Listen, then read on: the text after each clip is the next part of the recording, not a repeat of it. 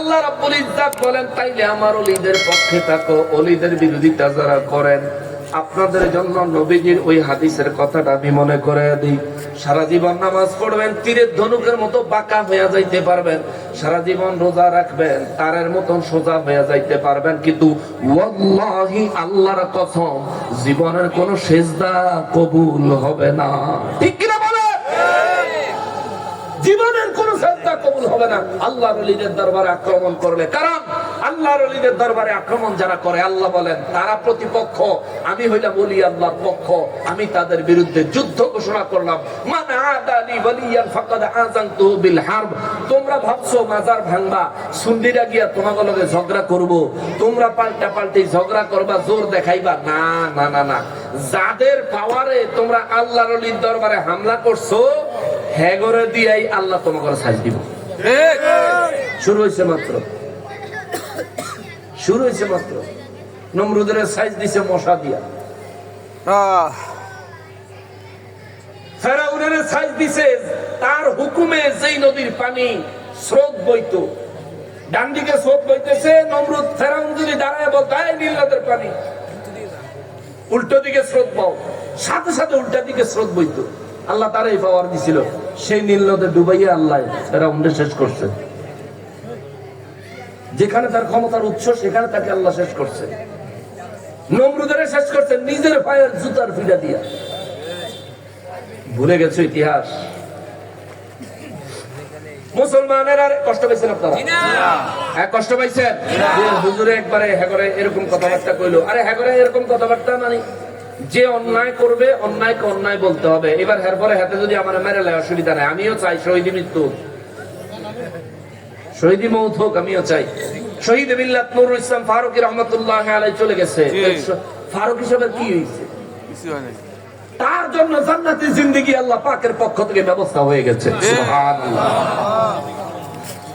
ফারুকের কিছু হয় নাই, বরঞ্চ যারা ফারুকের গলায় ছুরি দিছ, যারা সুন্নি আলেম ওলামাদের উপর হামলা করার পরিকল্পনা চক্রান্ত করতেছো, যা হইব তোমরা রইব, তার আর কিচ্ছু হইতো না।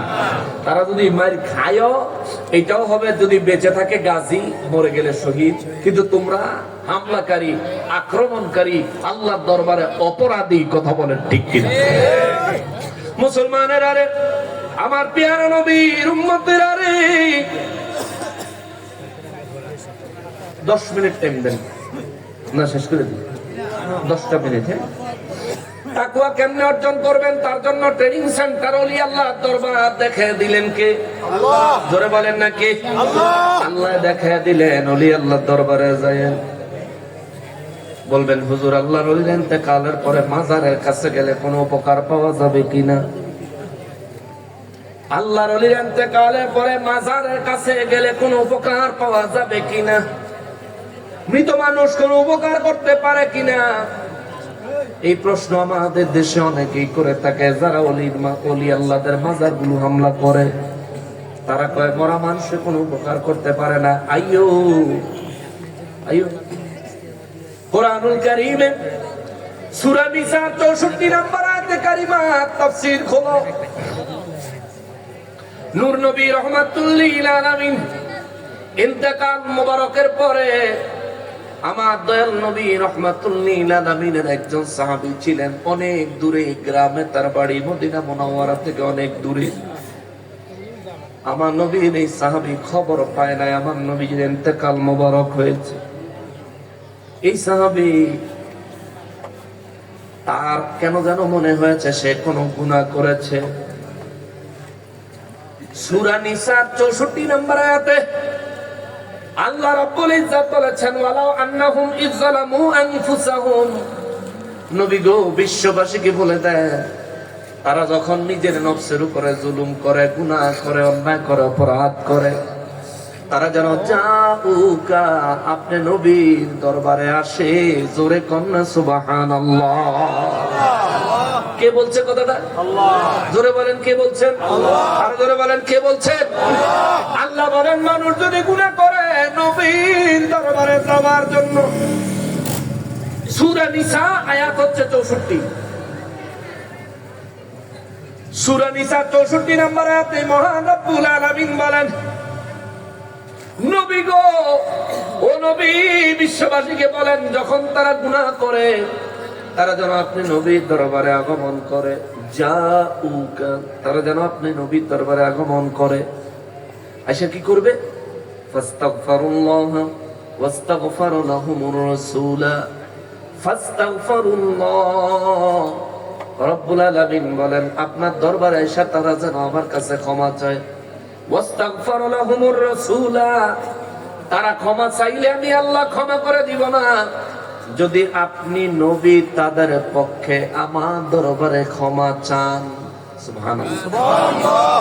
অর্থাৎ যদি আপনি নবী তাদের পক্ষে আমার দরবারে সুপারিশ করেন, আমার রব্বুল ইজ্জাত বলেন লাওয়াজাদুল্লাহ তাওয়াবার রহিমা, আমি আল্লাহ ওই বান্দার তওবা কবুল করব, তার জন্য আমি রহিম, দয়াময় হয়ে যাব।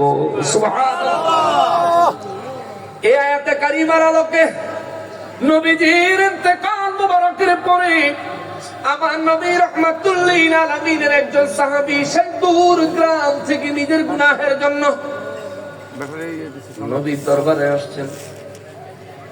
আয়েশা দেখে আবু বকর সিদ্দিক রাদিয়াল্লাহু তাআলা আনহু, ওমর ফারুক আযম রাদিয়াল্লাহু তাআলা আনহু, উসমান যিন্নুরাইন রাদিয়াল্লাহু তাআলা আনহু, হযরত আলী কাররামাল্লাহু ওয়াজহাহু রাদিয়াল্লাহু তাআলা আনহু, তাদেরকে দেখা যায়, নবীকে দেখা যায় না।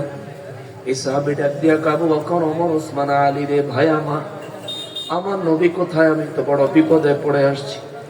চারজন একসাথে চোখের পানি ছেড়ে দিয়া কয় আমার নবী রাহমাতুল লিল আলামিন ইন্তেকাল মুবারক করেছে, নবীজি রওজা মুবারকে আছে। নবীজির এই সাহাবী আক্ষেপে দৌড়ে নবীজির রওজা মুবারকের কাছে গেলেন। নবীজির রওজা মুবারকের উপরে গিয়া নিজে রওজা মুবারক থেকে দুলাবালি নিয়ে চেহারায় মালিশ করলেন, বুকে মালিশ করলেন, আর চিৎকার দিয়া দিয়া কান্দে আর কয় নবী গো, রব্বুল আলামিন কোরআনে বর্ণনা করেছেন আমরা গুনাহ করলে যেন আপনার কাছে আসি। আমি তো গুনাহ লইয়া আপনার কাছে আইছি হুজুর। ইয়া রাসূলুল্লাহ, আপনি তো দুনিয়ায় নাই, আপনি তো দুনিয়া থেকে পর্দা করেছেন নবী, এখন আমার গুনার কি হবে? আমার গুনার কি হবে?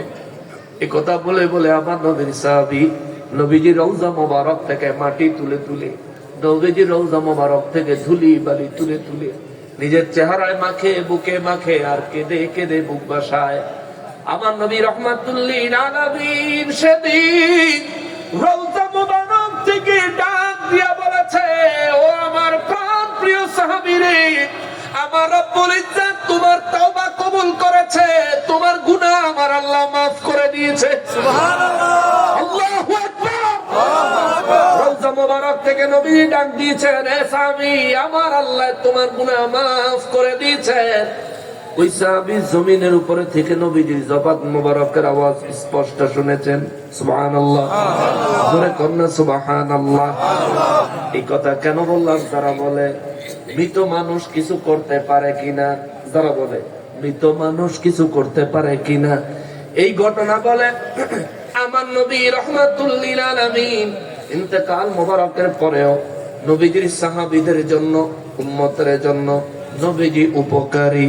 এই জন্য নবীজি বলেন হায়াতি খায়রুল লাকুম ওয়া মামাতি খায়রুল লাকুম, আমি নবীর জিন্দেগি মোবারক তোমাদের জন্য উত্তম, আমি নবীর ইন্তেকালের পরেও তোমাদের জন্য উত্তম, দুই অবস্থায় তোমাদের জন্য উত্তম।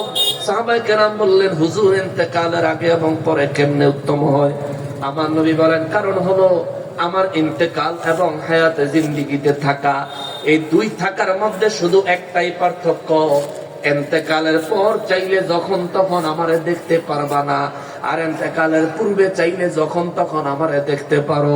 কিন্তু আমি নবী রাহমাতুল লিল আলামিন আমার মহব্বতের উম্মতদেরকে ইন্তেকালের পরেও স্বপ্ন যুগে এবং সরাসরি বারবার দেখা দিব। আল্লাহু আকবার। মুসলমানের আরে আমার নবী রাহমাতুল লিল আলামিন রওজা মোবারক থেকে আজও আমরা যত গুনাহ করি, যদি আল্লাহর কাছে এই কথা না বলি মালিক তোমার হাবিব রাহমাতুল লিল আলামিনের ওসিলায় আমাদেরকে ক্ষমা করো, ক্ষমা পাইতেন না। যদি এইভাবে না বলেন, যদি কোন আল্লাহ গুনাহ মাফ করে দেন, মাফ করে দেন, আল্লাহ মাফ করে দেন, আপনার কথায় মাফ পাবেন না। কারণ আল্লাহ শর্ত লাগাইয়া দিছে, আগে আপনার কাছে যাবে, তারপর আপনি আল্লাহর কাছে ক্ষমা চাইবে। এই শর্ত লাগাইয়া দিছেন কে? কে লাগাইয়া দিছে? এবার আমি আপুরের মানুষের কি হইব? সব মানুষ তো আর হজে যাইতে পারে না, সব মানুষ তো নবীর দরবারে যাইতে পারে না, তাইলে আমাদের গুনার কি অবস্থা হবে? এই জন্য তো আমরা দুরূদ শরীফ পড়ি, মিলাদ শরীফ পড়ি নবীর প্রেমে। কারণ নবী বলেন, দাইলামি আমার নবী রাহমাতুল লিল আলামিন, দলিলটা ভুলে গেলাম, হাদিসে মুবারকে নবী বলেন, আমার যে উম্মত আমি নবীর মহব্বত লইয়া, ভালোবাসা লইয়া, প্রেম লইয়া আমি নবীর উপর দরুদ ও সালাম পড়ে, আমি নবী আমার ওই উম্মতকে দেখি, তাকে চিনি। সুবহানাল্লাহ, জোরে কন্না সুবহানাল্লাহ।